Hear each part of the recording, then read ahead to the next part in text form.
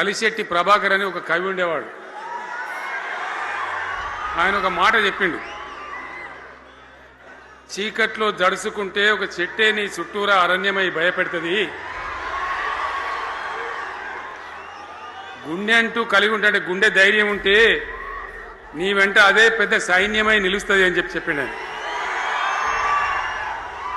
ఇలా నా కళ్ళ ముందున్నటువంటి మీరు, మీతో రెండింతలు బయట రోడ్ల మీద ఉన్నటువంటి అశేషమైనటువంటి జీవన్ రెడ్డి గారి అభిమానులు, మీ అందరి ఆశీర్వాదంతో ఈరోజు జీవన్ రెడ్డి గారి చేరిక కరెక్ట్గా ఆయన గుండె ధైర్యం ఉన్నాడు కాబట్టి, ఉన్నట్టు నికాలస్గా మాట్లాడతాడు కాబట్టి ఇలా ఆయన నిర్ణయం తీసుకొని ఇంత పెద్ద సైన్యాన్ని తీసుకొని తెలంగాణ రాష్ట్ర భవిష్యత్ ప్రయోజనాల కోసం ఆయన బీఆర్ఎస్లో చేరిన విషయం మీ అందరికీ తెలుసు.